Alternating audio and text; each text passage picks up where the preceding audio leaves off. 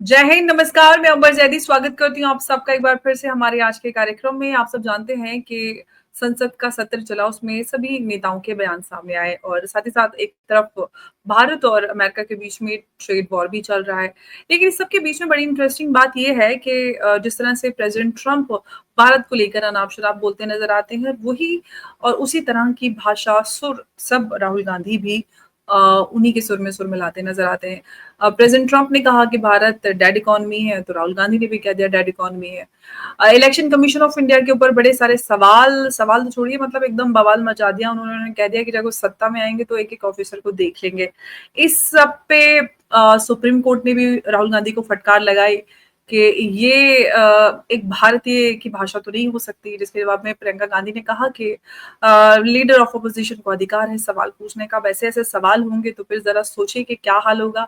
हाल ही बल्कि बवाल होगा और यही कहना चाहिए कि कारण है कि आज तक Rahul Gandhi leader of opposition भी बन गए हैं। ये बड़ी गनीमत बात है क्योंकि भारत की जनता ने उनको उनको बख्श दिया। जिस तरह की हरकतें, जिस तरह की भाषा का वो इस्तेमाल कर रहे हैं वो देश की संस्थानों के लिए, ये क्या इतना ही सिंपल है? ये एक लीडर ऑफ ऑपोजिशन होने के नाते उनके सिर्फ सवाल हैं या ये सवाल कहीं और जाकर तालमेल खाते हैं? इन बड़े सवालों के साथ आज का ये जो डिस्कशन है, आज की जो चर्चा है, इसकी शुरुआत कर रहे हैं। हमारे साथ हैं उमेश जी। उमेश जी, बहुत-बहुत स्वागत है। जय हिंद, नमस्कार। जय सिया राम अंबर जी। जय सिया राम। उमेश जी, राहुल गांधी को सुप्रीम कोर्ट की फटकार पड़ी, उनके बेतुकी बातों की वजह से सुप्रीम कोर्ट ने कहा कि ये एक भारतीय की भाषा नहीं हो सकती। और उसपे प्रियंका गांधी कहती हैं कि लीडर ऑफ ऑपोजिशन को सवाल पूछने का अधिकार है। इनको सवाल ही पूछने ही नहीं आते, इनको पता ही नहीं है कि क्या करना है, कैसा देश ये चलाने के ख्वाब देखते हैं कि एक दिन प्रधानमंत्री बनेंगे और देश चलाएँगे। देखिए 2-3 चीज़ें हैं, इस पे मैं रोशनी डालना चाहता हूँ। सबसे पहले आपको मालूम है डेड इकोनॉमी की बात की थी इन्होंने। और ये स्टेटमेंट उन्होंने एक तरह से डोनाल्ड ट्रंप को एंडोर्स किया। अब भारत का अपोजिशन लीडर यूएस के प्रेसिडेंट को एंडोर्स करता है। ये नई हुँ। बात नहीं है। 2012 में भी आपने देखा था 66 कांग्रेस एमपीज़ ने प्रेसिडेंट ओबामा को लेटर लिखा था और उन्होंने बोला था कि प्रधानमंत्री मोदी जी को यूएस वीज़ा मत दीजिए। ऐसा नया बात नहीं है कि ये जो ऑपोज़िशन है हमारा, वो अमेरिका का नैरेटिव भारत में प्रचार कर रहा है और उसको एक तरह से मान्यता देने की कोशिश कर रहा है। अब ट्रम्प ने बोल दिया डेड इकोनॉमी तो इन्होंने भी बोल दिया डेड इकोनॉमी। तो कोई कुछ औचित्य नहीं है इन सब के स्टेटमेंट्स का। डेटा और कुछ ही बता रहा है। Bharat is one of the fastest growing economy in the world. इसकी पुष्टि सारे क्रेडेंशियल सारे इंटरनेशनल एजेंसीज़ कर रहे हैं। बट राहुल गांधी को एक अलग ही एक स्वप्न में है और वो जो भाषण दे रहे हैं उससे तो लगता है कि देश के अंदर अराजकता लाना चाहते हैं। अमन जी आपने बरोबर बोला है कि राहुल गांधी के जो स्टेटमेंट्स है आजकल वो एक ऐसा लग रहा है कि वो अमेरिकन नैरेटिव को प्रमोट कर रहे हैं। देश के अंदर ये नई बात नहीं है। 2012 में भी आपने देखा कि ऑपोजिशन और कांग्रेस के एमपीज ने यूएस प्रेसिडेंट ओबामा के सामने याचिका दी कि वो नरेंद्र मोदी जो उस समय गुजरात के चीफ मिनिस्टर है, उनको अमेरिकन वीज़ा ना दिया जाए। तो कहीं न कहीं आप मैं हमेशा देख रहा हूँ कि कांग्रेस पार्टी जो है, देश विरोधी तत्व का जो बयान है, नैरेटिव है, उसको फैलाने की कोशिश कर रही है, मान्यता देने की कोशिश कर रही है। अब डेड इकोनॉमी की बात की उन्होंने, डेड इकोनॉमी कहाँ से हो गई? जबकि आईएमएफ बोल रहा है Bharat is the fastest growing economy in the world. उससे पहले आपको ध्यान होगा कि 2019 के लोकसभा इलेक्शंस उन्होंने एक नारा दिया चौकीदार चोर है, रफाल के अंदर गड़बड़ी एब्सोल्युटली। हुई है, ये सब बात की थी और उसके बाद उन्होंने सुप्रीम कोर्ट में माफ़ीनामा भी डाला है। अब जो लेटेस्ट आपने देखा है कि अ, सुप्रीम कोर्ट ने उनको पूछा भी है कि आपको कैसे मालूम कि 2000 किलोमीटर का जो लैंड है, वो भारत ने खो दिया चाइना से। आपको इसकी जानकारी कहाँ मिली? आप ये सब चीज़ें सोशल मीडिया प्लेटफ़ॉर्म्स में कैसे पूछ रहे हैं? आपके पास एप्रोप्रिएट प्लेटफ़ॉर्म है, आप लीडर ऑफ द ऑपोज़िशन हैं। You should ask questions in the appropriate platforms. उन्होंने यहाँ तक बस राहुल गांधी को दंड नहीं दिया पर एक तरह से टिप्पणी कर दी कि आपके प्रश्नों से लगता है कि आप इंडियन ही नहीं हैं। अब इतनी बात सुनने के बाद उनकी जो बहन है उन्होंने बोला है कि सुप्रीम कोर्ट कौन होता है कि ये स्टेटमेंट दे कि राहुल गांधी इंडियन है क्या नहीं है। अब जो नई बात आई है जिसके अंदर उन्होंने इलेक्शन कमीशन ऑफ इंडिया के अगेंस्ट में अपना मोर्चा खोल लिया। उन्होंने कोई तथ्य उजागर किए हैं और एक तरह से बताना चालू कर रहे हैं कि जो इलेक्शन कमीशन ऑफ इंडिया है, वो बीजेपी को हेल्प कर रहा है। अमर जी, आपको ध्यान होगा कि जो जो ब्रीफिंग हुई थी, उसके अंदर उन्होंने ये भी बोल दिया था कि इलेक्शन कमीशन के जो ऑफिशियल्स हैं, उन लोगों को उन्होंने यहाँ तक बोल दिया कि हम जब सत्ता में आएँगे तब हम आपको देख लेंगे। तो मेरे ख्याल से this is a constitutional violation where you are आप एक्चुअली जो संवैधानिक बॉडीज़ है, उनके जो ऑफिशियल्स हैं, उनको कैमरे पे धमका रहे हैं कि अगर हमारी सरकार आएगी तो हम आपको देख लेंगे। तो उनकी तो मेरे ख्याल से सदस्यता रद्द कर देनी चाहिए। जब कांग्रेस जीतती है बेंगलोर में, जब कांग्रेस जीतती है कर्नाटका में, तब ईवीएम ठीक होती है। जब कांग्रेस हिमाचल में जीत जाती है, तब कोई प्रॉब्लम नहीं होता। जब कांग्रेस तेलंगाना में जीत जाती है, कोई प्रॉब्लम नहीं होता। पर अगर कांग्रेस हरियाणा हारती है, कांग्रेस का सफाया हो जाता है महाराष्ट्र में, तब राहुल गांधी को तकलीफ होती है। इसका मतलब ये है कि राहुल गांधी जो काम कर रहे हैं, देश विरोधी ताकतों के साथ मिलके, वो देश के अंदर अराजकता फैलाने की कोशिश कर रहे हैं। अमर जी, ये चीज़ नई नहीं है। देखिए, ये चीज़ ऑलरेडी यूक्रेन में भी हो चुकी है। यूक्रेन के अंदर भी 2014 में आपने देखा होगा कि आज़ाद मैदान जो वहाँ पे प्रदर्शन हुआ था, उसके बाद विक्टर यानुकोविच को हटा के वो ज़ेलेंस्की को लेके आए।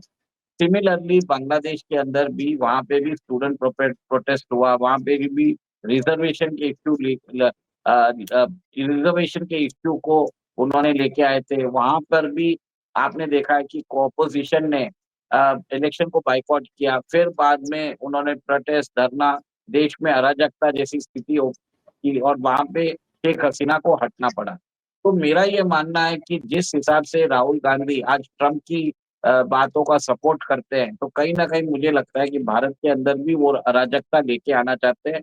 मोदी सरकार को खतरा है डोनाल्ड ट्रम्प से और राहुल गांधी से, क्योंकि वो बांग्लादेश और यूक्रेन में जो प्लेबुक है, वो भारत के अंदर वो एक तरह से सेम का सेम टूल किट यहाँ पे लेके आ रहे हैं। अब समझने वाली बात है कि कुछ दिनों से वो जो इश्यू रेज़ कर रहे हैं, लोगों के अंदर ट्रस्ट डेफ़िसिट पैदा करने की कोशिश कर रहे हैं। वो रिज़र्वेशन की बात कर रहे हैं, वो एसएससी एग्ज़ाम्स की बात कर रहे हैं, वो इलेक्शन कमीशन ऑफ इंडिया के अगेंस्ट बात कर रहे हैं। वो हर एक संवैधानिक संस्था के अगेंस्ट बात कर रहे हैं, जिससे देश के अंदर अराजकता का माहौल हो। और अभी बिहार इलेक्शंस भी आ रहा है। अभी बिहार इलेक्शंस में आपको मालूम है जो इलेक्शन कमीशन ऑफ इंडिया है, उन्होंने वहाँ पे एक एसआईआर करवाई थी, स्पेशल इन्वेस्टिगेशन कराई थी, जिसमें 65 लाख जो वोटर्स हैं, वो फर्जी पाए गए थे। और बिहार के अंदर 7.85 करोड़ वोटर्स थे, अब वापस रिवीजन के बाद 7.2 करोड़ हो गए थे। ऐसी जनगणना election commission of India all over India कराना चाहता है। वो बंगाल में भी कराना चाहता है और केरला में भी कराना चाहता है, हर जगह कराना चाहता है। इससे राहुल गांधी को तकलीफ है, क्योंकि एस्टिमेटेड है कि शुभेंदु अधिकारी ने बोला है कि जो वेस्ट बंगाल में कम से कम जो वोटर लिस्ट जो फेक वोटर लिस्ट है, वो उनकी संख्या 1.5 करोड़ निकलेगी। तो कहीं न कहीं उनको जो ऑपोज़िशन है इतने सालों से जो बांग्लादेशियों को हुँ। एक तरह से फेक आधार कार्ड प्रोवाइड करवा के उनको हर जगह बसाया था, इससे डर चुके हैं राहुल गांधी। और यही चीज़ के लिए वो अब इलेक्शन कमीशन ऑफ इंडिया के ऊपर एक तरह से उनको धमका भी रहे हैं और उन्होंने कल भी उन्होंने एक प्रेस विज्ञप्ति की थी, जिसमें उन्होंने वापस इलेक्शन कमीशन ऑफ इंडिया को चेतावनी दी है। तो इलेक्शन कमीशन ऑफ इंडिया ने उनको बोल दिया है, अगर आपको हमारे डेटा का भरोसा नहीं है, तो आप एफिडेविट लिख के दे दीजिए। वो एफिडेविट लिखने को तैयार नहीं है। वो बोल रहे हैं कि मैं जनता का नुमाइंदा हूँ, मैं जो लेकिन बोल रहा हूँ राहुल सही। वो उमेश जी, सवाल अब राहुल गांधी पे ये होता है कि देखिए, चाहे हम स्टेट्स इलेक्शन की बात करें, उन्होंने हरियाणा, पंजाब और सॉरी हरियाणा की बात करें, महाराष्ट्र की बात करें, सारे स्टेट्स पे उन्होंने सवाल उठा दिए। जबकि सवाल ये है कि वो लोकसभा इलेक्शन में खुद जीत के आते हैं, लीडर ऑफ ऑपोजिशन बनते हैं, उनकी पार्टी ये जय जयकार करती है कि हमने क्या बीजेपी को नीचे ला दिया और हमने हरा दिया, और जो एक नैरेटिव उन्होंने लोकसभा इलेक्शन के बाद चलाया था। अगर आपको भारत के इलेक्शन प्रोसेस पे डाउट है, भारत के इलेक्शन संस्थान पे और जो भी कोई संस्थान है उस पे कोई भरोसा नहीं है, तो आप सबसे पहले इसकी शुरुआत बजाय प्रेस कॉन्फ्रेंस करने की, बजाय संसद में सवाल करने के, आप अपने पद से और जितने भी आपके सांसद हैं उनको आप रिजाइन करवाइए, जहां जहां पर आपकी सरकार बनी है उसको भी छोड़ दीजिए। कभी हम नहीं मानते इस पूरे प्रोसेस को, ये अनजस्टिफाइड है। जहां जीत गए हैं देखिए तो प्रोसेस को मानते हैं, लेकिन जहां हारे हैं वो कहते हैं कि भाई चोरी हुई है, लूट डाली गई है। देखिए अंबर जी, सबसे बड़ा तकलीफ वही है। उनको तकलीफ ही यही है कि हम जहाँ जीते हैं तो वहां पे सब सही है। जहाँ पे बीजेपी जीत रही है उस समय वो बीजेपी को, इलेक्शन कमीशन ऑफ इंडिया को बीजेपी का सहायक मानते हैं। और उन्होंने बहुत बार बोला है कि ये इलेक्शन 8 या 9 चरणों में कराते हैं, बल्कि 2014 में उनकी सरकार थी, उस समय भी इलेक्शन 8 से 9 चरण में हुए थे। भारत के अंदर इलेक्शन एक चरण में हो ही भी नहीं सकते। इतना बड़ा मैन पावर भी नहीं है हमारे पास। उनको सब कुछ मालूम है, पर एक तरह से जानबूझ के केंद्र सरकार के अगेंस्ट कोई ना कोई मोर्चा खड़ा करना चाहते हैं, देश के अंदर अराजकता लेके आना चाहते हैं। अमेरिका का उनको सपोर्ट मिल रहा है कोवर्टली। आपने देखा होगा कि वो अमेरिका जाते रहते हैं और ट्रम्प एडमिनिस्ट्रेशन जो बोलता है ये वहां पे वही दोहराते हैं। अब एक और एक चीजें, थोड़े दिन पहले मुल्ला मुनीर ने बोला भी था कि भारत का जो नेक्स्ट टर्म कार्रवाई करेंगे, we will make India to come to the negotiating table. मतलब क्या है कि भारत को हम बातचीत करने पे मजबूर कर देंगे, और हमारा जो नेक्स्ट जो कार्रवाई होगी वो ईस्ट में होने वाली है। और मुल्ला मुनीर अभी वापस वॉशिंगटन गए हुए हैं, और बताया जाता है कि वहां पे उनको वो वहां पे जनरल मिलिट्री जनरल्स को मिल रहे हैं। तो कहीं ना कहीं कयास लगाए जा रहे हैं कि बांग्लादेश के अंदर कुछ ना कुछ नया कुछ करेंगे, और भारत के नॉर्थ ईस्ट को डिस्टर्ब करने की बात कर रहे हैं।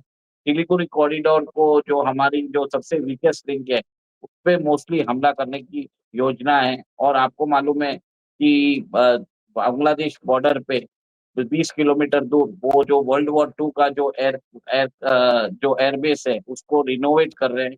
और भी बहुत सारी खबरें आई हैं, जैसे बांग्लादेश और पाकिस्तान के बीच में द्विपक्षीय वार्ता वापस चालू हो गई, कराची और चिटगांव के बीच में ये फेरी सर्विस चालू हो गई, वीजा सर्विस चालू हो गई। आईएसआई के चीफ, पाकिस्तान के जो आईएसआई के चीफ है वो विजिट कर चुके हैं बांग्लादेश।